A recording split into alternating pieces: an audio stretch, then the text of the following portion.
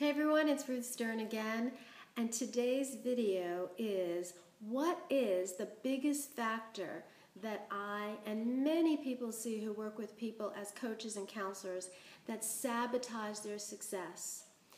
So after working with thousands of people, including myself, the number one factor that will sabotage you in being able to manifest what you want is your story, which is your belief system. So what does that mean? We all are a product of our environment, and we learn both positive and negative beliefs from our culture, from our parents, from our schools, from our churches and synagogues. Any influential environment that we're in will cause us to be exposed to both negative and positive beliefs. So how do you know that you're holding a limiting belief that's sabotaging you? Look at the one area that you're still not able to manifest. It's the part of you that says it seems so elusive to create this. And you know, the three top areas that people have a lot of pain and struggle with are wealth, relationships, and their health and body. So when you look at that one area, for example, that you seem stuck in, you can already begin to know what your limiting beliefs are just by asking yourself, well, what's stopping me from getting this income, this wonderful love? Ask yourself those questions.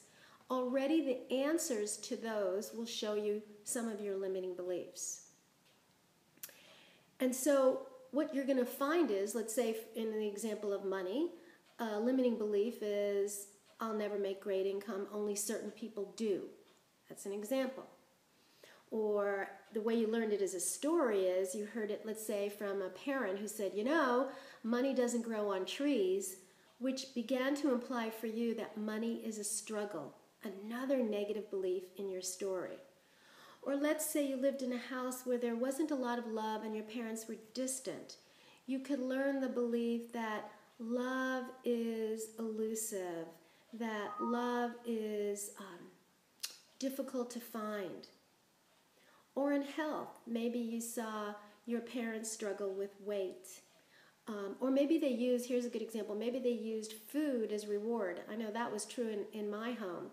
So I began to associate, when I'm stressed, use food. When I'm upset, use food. So my limiting belief is I'm out of control with eating, and the way to release my negative beliefs is eat. Huge limiting belief. And you can imagine how many people struggle with that.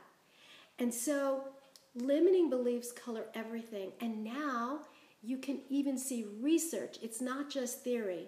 Dr. Bruce Lipton, and you can see it in my email below, has done so much stem cell research, and he actually shows through his research that belief systems can change the environment of the cellular structure, meaning that genetically, cells are altered when beliefs are exposed to the cellular environment. That's huge.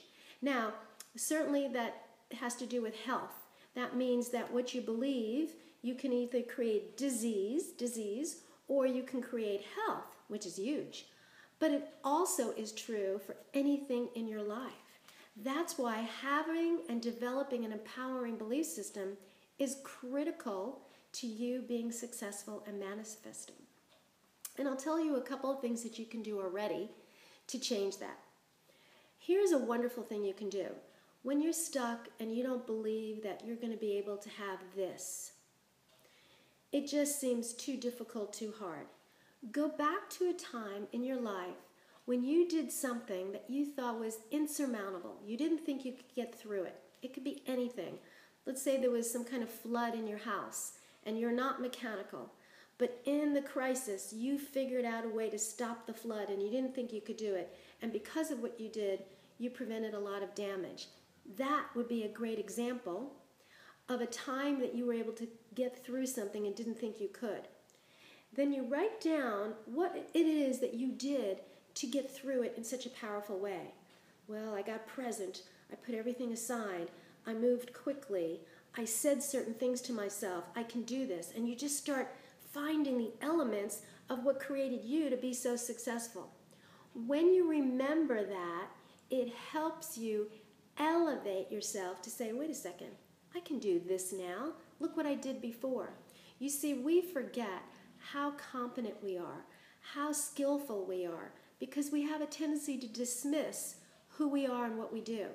And I'm asking you not to do that, because it will change everything.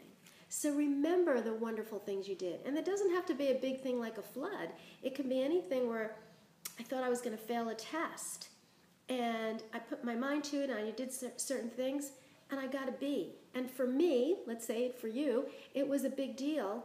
Use that as your example, and then write down all the things that you did to go from, I think I'm going to fail, to I got a B. Because these leave you clues to your success in the past. And you want to learn from those clues and bring them to your present. A great way to create more empowerment now when you feel stuck. And I'll give you something else. To release your negative beliefs, you have to challenge them. And you can challenge them by certain questions. And here's 2 powerful questions you can write down to help unblock your negative beliefs. So you write down your negative beliefs. I can't make great income. I can't find love. All the good ones are taken. It's too hard to lose weight. I'll feel deprived. Whatever your beliefs are.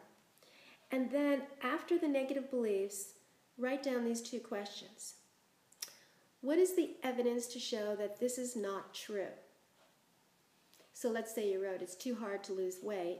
You're going to write the evidence to show why it wouldn't be hard, why you could make it easier. Another question you're going to use is, what's another way to look at this negative belief that would bring me more peace or help me through it in a better way? So if you wrote, it's too difficult to make a great income, you'd start looking at ways that I could lift myself up and make it easier to make a better income, or maybe what solutions I can come up with that are small steps to get to my goal. All those kind of questions help you move out of that negative state. And once you do that, you are on the road to end your sabotage. So I hope this was helpful for you today. And for those of you who are really interested in manifesting more in 2015, I've created a wonderful webinar that's on for next week. And you can sign below, click below on the button there. And it's a free webinar called 3 Keys to Manifesting More Abundance in 2015. I hope you join me. You're going to learn some powerful things in that seminar, and you can look below already what you're going to learn, and hope to see you all on the call.